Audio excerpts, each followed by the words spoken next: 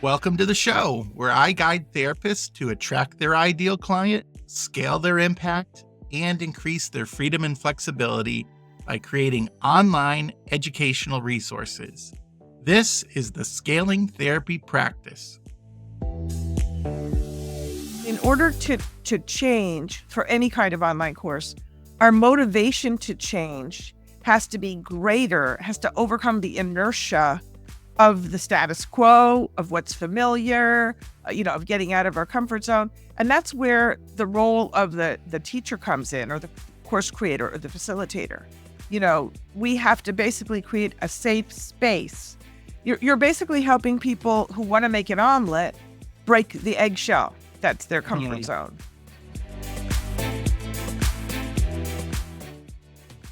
It was a typical New York winter, meaning 6 to 12 inches had just fallen in the afternoon.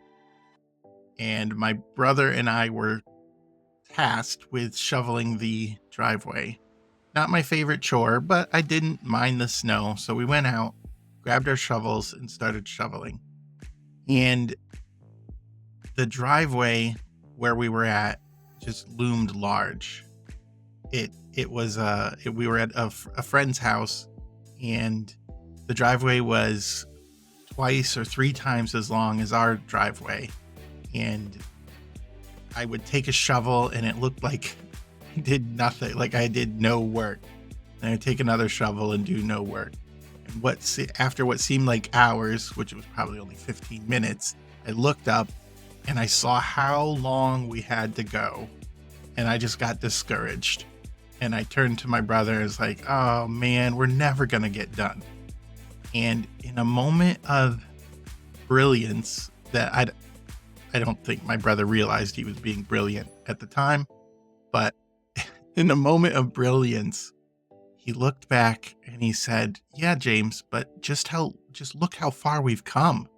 And I looked back and we'd done at least a third or maybe half of the driveway already without even realizing it. Just putting one shovel, one action in front of the other, one shovel of snow in front of the other. And that, looking back and seeing how far and how successful we've been, was super encouraging to me. And it's kind of stuck with me in life. Like, if I look forward and to see how far I have to go and how much I haven't gotten done, and I compare myself to either other people or compare myself to like what my ideal is or my expectations, I get discouraged and disappointed, and it makes it harder to go forward.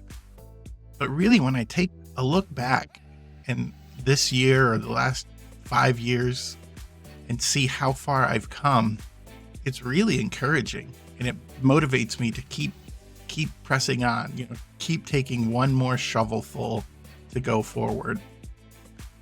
So if you're struggling right now, the end of 2024, and you're looking ahead and seeing how far you've gone or how far you have to go, I encourage you to take a look, make it a practice to take a look back and just recount your wins. If this has been a particularly tough year, look back the last 5 years and recount your wins. And then look at some of the things that you would see as losses and reinterpret them as wins, as lessons learned or strengths that you are gaining. Because we are the author of our own history in our head. If we can reinterpret those losses as wins, then we're that much further ahead. So take a look at your wins, take a look at what you've done.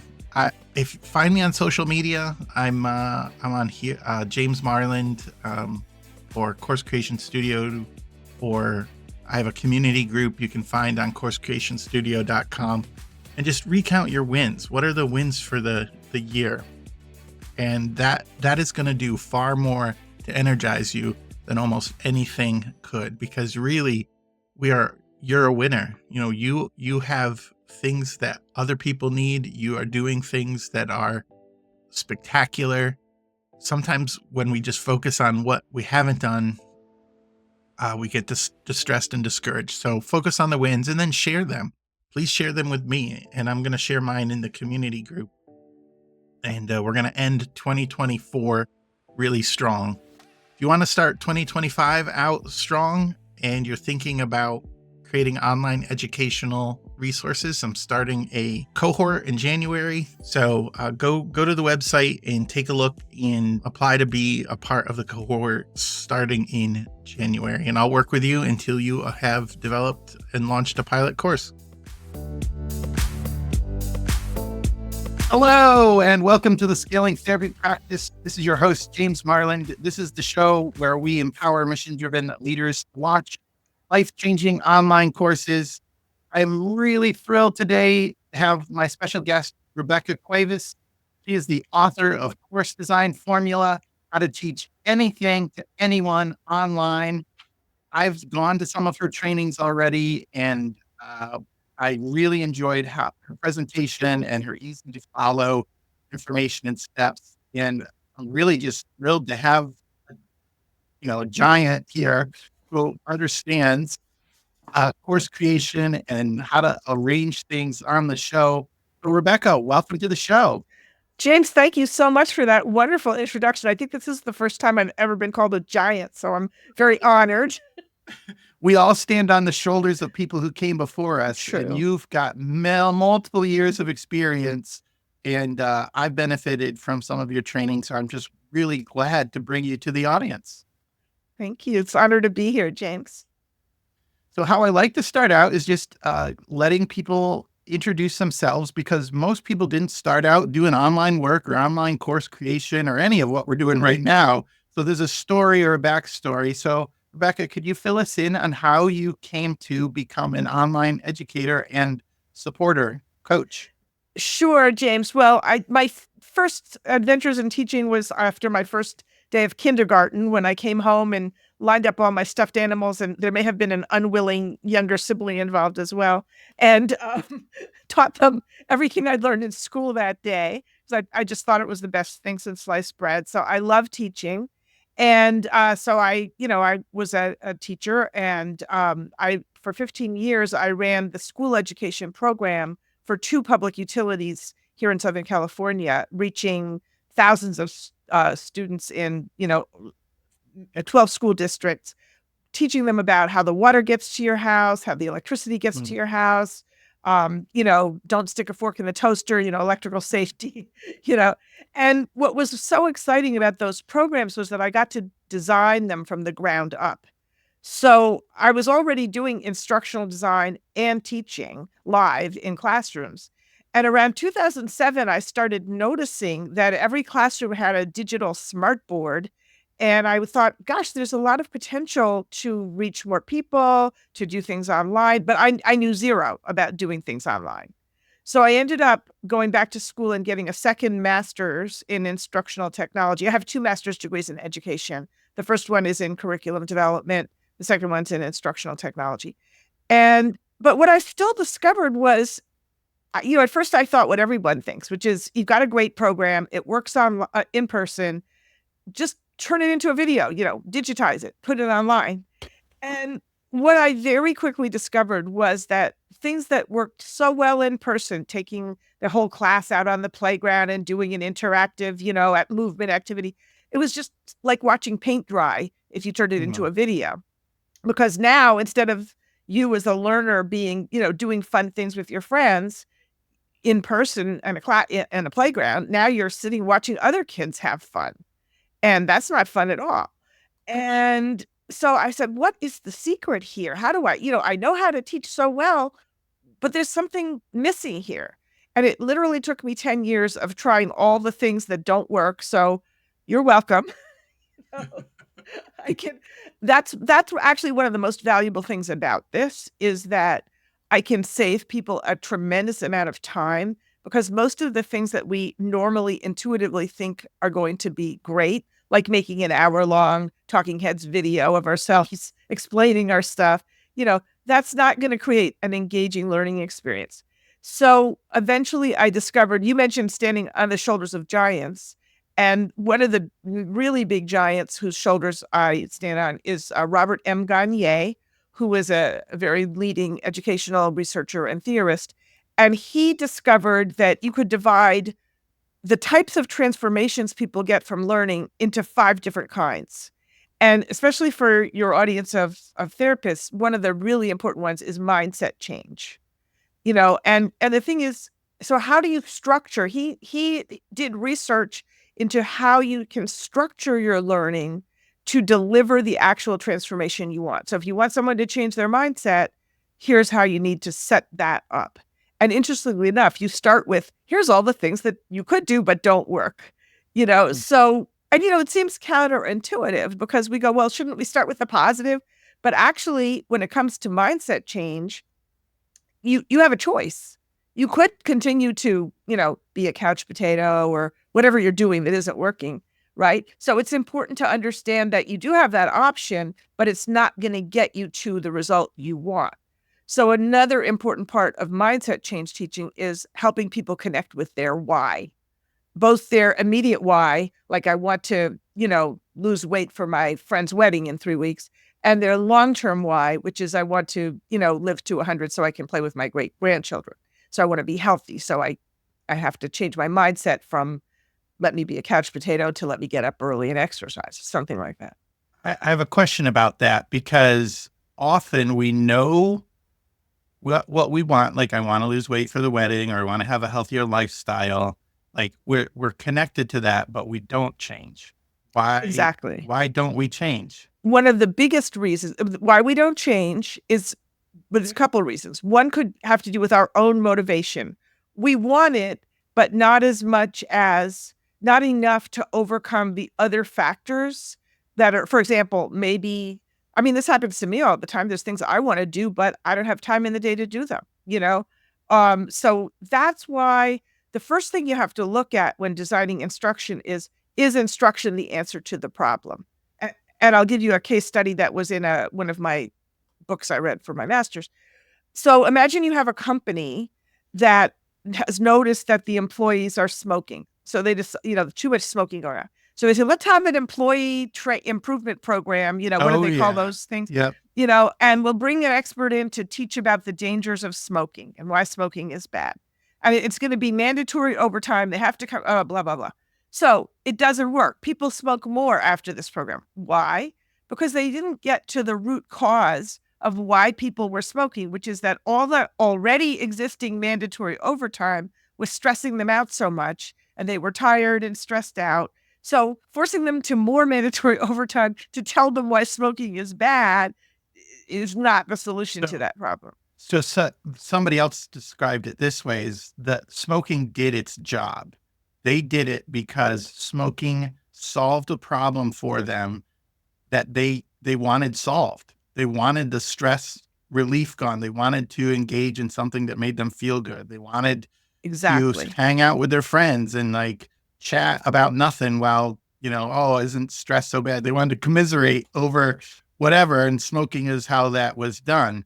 It did the job.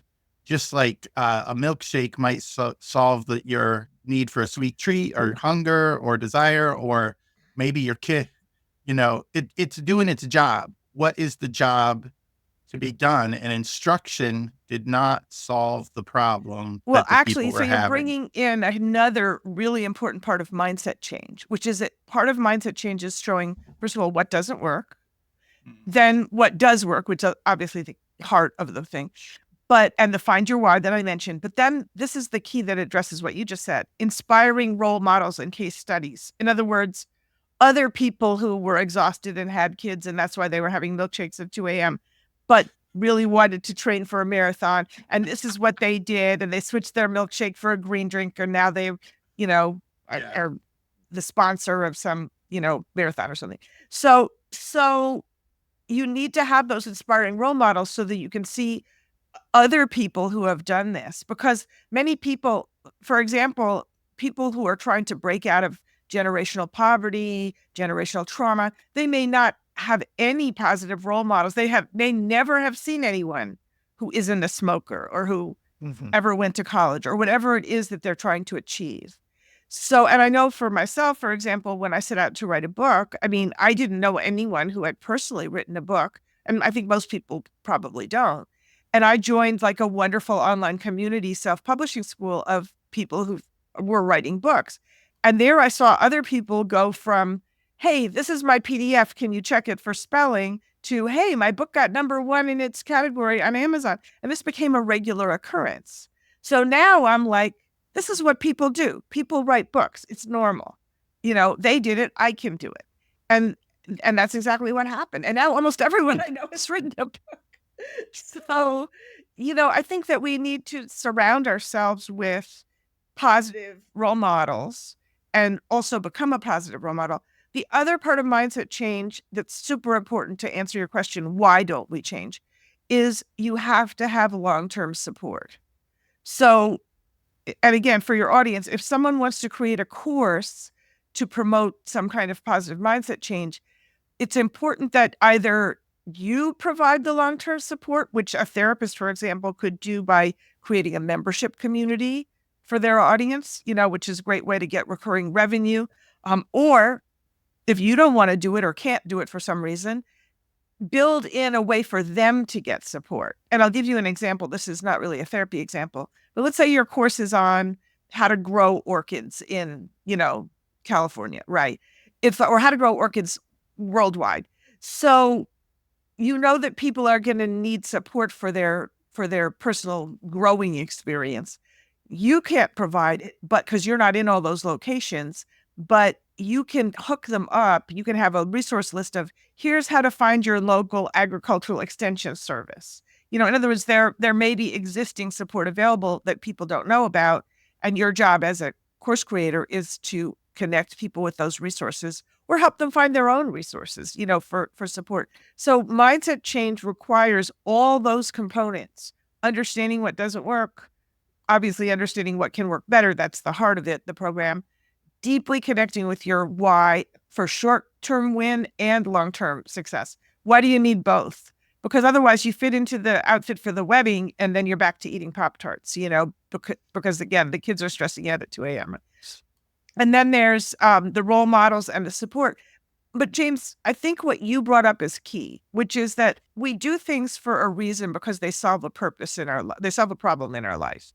And in order to change for any kind of online course, our motivation to change has to be greater, has to overcome the inertia of the status quo, of what's familiar, of getting out of our comfort zone. And that's where the role of the teacher comes in, or the course creator or the facilitator.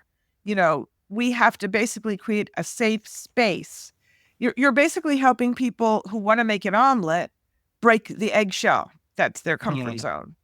And, think about if you were the egg, right? I mean, you're breaking your eggshell, you're in a hot pan, they added some smelly onions. I mean, it's hard to learn something new. It's a tough process Yeah. for change and transformation. Yeah. And I think we're afraid. Like, we're afraid to make those mistakes or invest those resources knowing we are going to make mistakes. Something I found, though, is if I don't make mistakes, I'm not making progress. Or I'm not learning I think therapists are actually they have a kind of, I always like to say, what's your special sauce or your unfair advantage? Therapists actually have an unfair advantage over other kinds of experts who are creating online courses, which is that they're trained to help people overcome resistance. That's their expertise. And, an important thing is that when you're creating an online course, you're not practicing therapy. That's a distinction I make with all my clients who are therapists, and they make it for themselves because they know, the licensing rules. But nevertheless, there's a kind of resistance that comes with learning something new that people have to overcome. Therapists are also naturally very empathetic and supportive, and that's an important part of this, So yeah. Probably talk about why a little bit longer and motivation, but you mentioned something very interesting that I want to spend the last, bit of our show on is, you had to try a bunch of mistakes and things that didn't work and to get to what does work. So if you could give us a couple things that you tried that didn't work, and then maybe some tips for somebody who has, oh, I have a great idea, but how do I organize it? Or how do I design this course? Just get us started here with something, though, what didn't work and what did work when you're trying to organize your ideas for delivering a course. So what doesn't work, and for those that have access to the video, I'll show you, and for everyone else, I'll describe it. So I'm holding up this beautiful gem. This represents your gems of content, your valuable content that you're really attached to. What doesn't work is to try to structure your course based on your content. And I know that sounds very unintuitive. What do you mean, Rebecca? It's all about the content, right? Well, if you want to get a gem from your head to someone else's head, you need a crown to hold the gem. You need a structure. And what I discovered, the key is that the structure you use isn't based on your content. That will just walk you all around the block a million times. The structure needs to be based on those five. I mentioned mindset change. That's one of 5 different types of transformation your course may offer people. You need to be super clear. How are people going to be different and better as a result of my course? Are they going to change their mindset, or are they going to learn a new skill? Or are they going to be able to talk about things in a different way? Or will they be doing some kind of movement or yoga or breathing exercises, physically? Or will they be discovering a strategy to learn how to learn, in some area of their life? You have to pick the one that fits the change you want your course to produce for people. And that's not easy, because sometimes we think we're teaching a skill, but then we realize, oh, they're not ready for the skill till they change their mindset or something like that. So once you get that right, the transformation, it has to be just one. Then you structure the course, and that's what my book explains how to do it. You structure the course based on Gagne's research into what makes that transformation happen. Because as you said, if you try to change your mindset, but you don't have all the pieces in place, you're not going to have results. So you must structure your course properly to deliver that transformation. And that's the secret of the course design formula, which I discovered.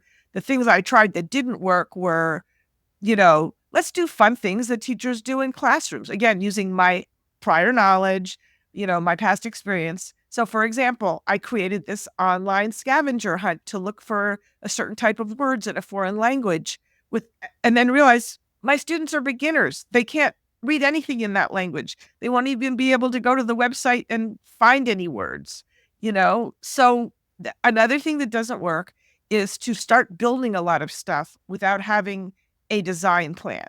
If you were going to build a house, you'd consult an architect, right? You wouldn't go out and get some bricks at Home Depot and just start building. I mean, you could, but that's not going to get past the permitting. Wouldn't get very far. Yeah. So that's what people do with an online course. They go, oh, let me make a video. No, you might not even need a video. In other words, you have to have a clear plan based on learning design best practices, based on the transformation you want your course to deliver. And what I've done is make it very simple. I call it minimum viable learning design. In other words, you don't have to go get a master's degree and become an instructional designer. I can make it very easy, and I keep coming up with more and more ways to make it easier and simpler for people and I also have a course called Streamlined Course Creation that just walks people through this to basically apply the research into how to get people to the transformation you want to see them make. And so that's what does work. But I tried, like I said, I tried all the other things, digitizing, scavenger hunts, you name it, I tried it. And those things can be done later once you know exactly what you're trying to accomplish. I don't even teach about media in my master course until halfway through a 14-week process, because, first we start with who's the audience and what do they already know and what's the change you want to help them achieve, and, setting up all that groundwork and design work behind your course so that, none of that's going to show in the course. People will just go, your course is amazing, just like, when you put on makeup, you don't want people to go, what's the name of your lipstick? You want them to go, you look fabulous, So in other words, I want your course to look fabulous and to get fabulous results. And the number one secret is you need to design it intentionally using research into how people can achieve the result you want them to have. It's not just about sharing content from our brains. I call that serving a whole cow. In other words, someone comes to your house for dinner, they're expecting a steak dinner, and they get to your house and there's this live cow running around the kitchen. That's what a lot of courses are. They're unprocessed, undigested, you just throwing your whole body of knowledge at people, So what I do is help people understand which aspects of their expertise are needed to create the transformation they want to deliver for people. Awesome. I like the idea for people after they work with a course creating coach is like your course is awesome. Yeah, that is absolutely a desired result. Couple quick questions. Do you have a view on long or short videos for your online course? Oh, yeah. So I actually have a video that I will send you called Talking Heads Horror Show. Perfect for Halloween. We're making this the day before Halloween. And it's a very funny video. But the idea is that, you people have a limited attention span, and you need to, again, design your video and have graphics that illustrate your points so that people can follow along. The only time you should really be the subject of the video is when it's about you, like you're introducing yourself to your students. That's all about you. But if you're talking about subject matter, they should be looking at the subject matter. You can still be there to kind of be the guide on the side, but people can't remember all this stuff while just looking at your smiling face, And so I would say, a video should be as long as it needs to be to accomplish what you need it to accomplish. So I'm not saying, and obviously if you're teaching a class, you're going to have class replays that are an hour or 2 hours long. People sign up for, that's not a designed video. That's, a replay of a live class. But if you're designing a video, I recommend starting with a PowerPoint or a Canva, that you've built on. Again, I teach you how to do this, the 9 things that have to be in every lesson to make sure people actually learn it, of which presenting the instruction is only one of the things. So, yeah. I've two last questions, and we'll get to where we can find more resources. One of the big trouble I've seen and I've had myself is cutting material. Like I have all this information, like, oh, they need to know 50 things before they do one thing.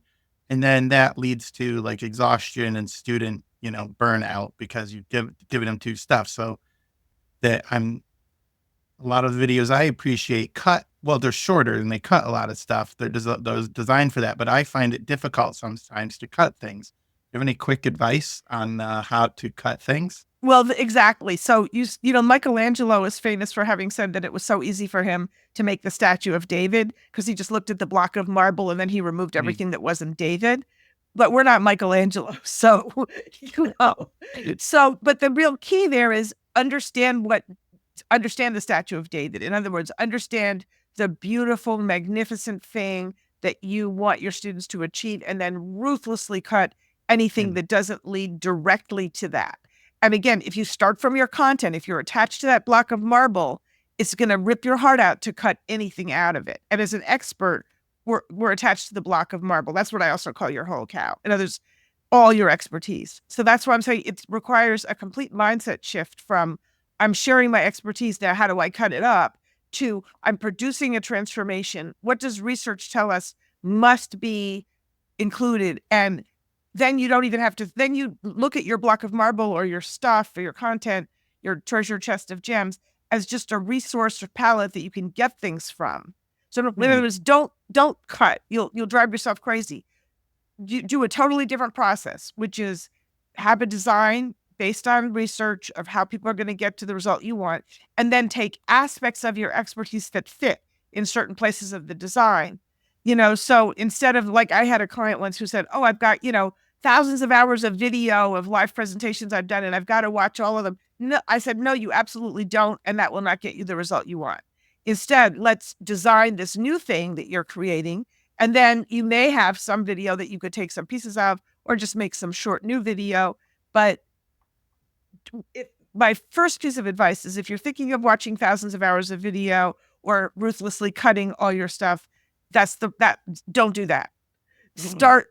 You got to learn my approach, which is what's called backwards design, which is saying, what's the result we want?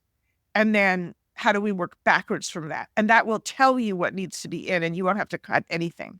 You'll just get stuff from your treasure chest of wisdom that you can put where it goes. It'll be much easier.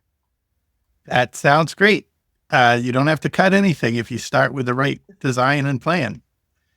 Great. Last thing, this is more curiosity. Like what tool or where do you host your courses? I use Kajabi. I've used Teachable in the past. What do you like and why? Just quickly.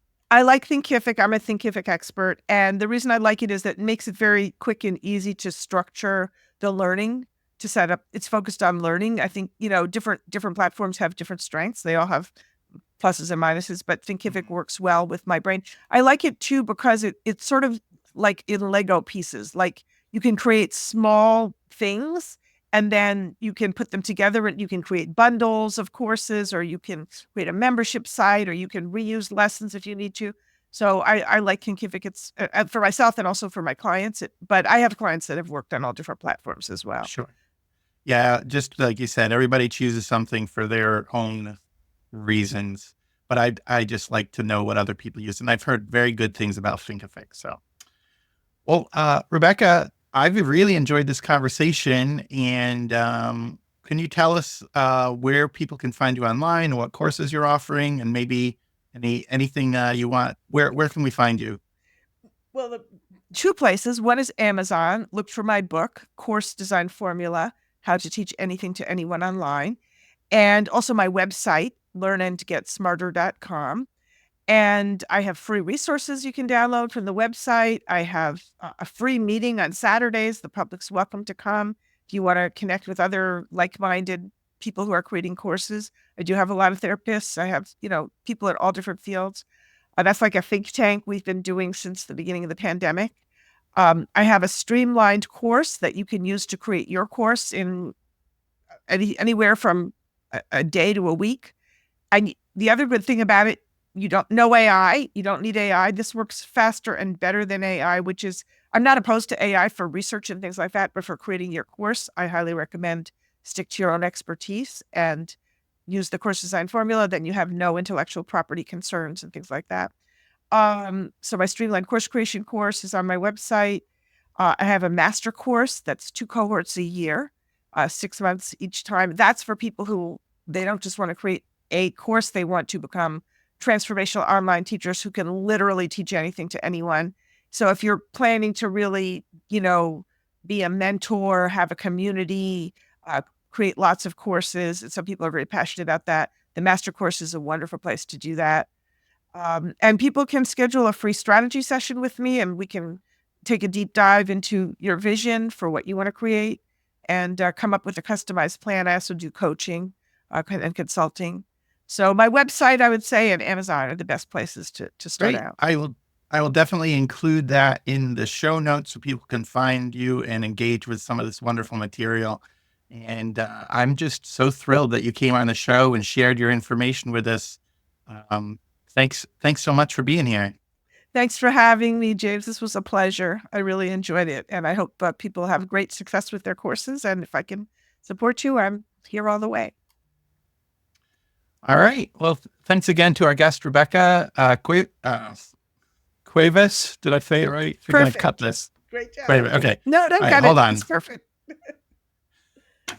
Why do I second guess myself? We want a model that we don't have to be perfect. That's actually, you know what? Let me add that. That's one of the things I tell people. Done is better than perfect. There's no such thing. There's no such thing as perfect. Guess what? There's also no such thing as done either. So we should just be fine with that and just get out there and do it, Done is better than perfect. Get out there and do it. Rebecca Cuevas, thank you so much for being on the show. This is James Marland. It's now time to go put your mission in motion.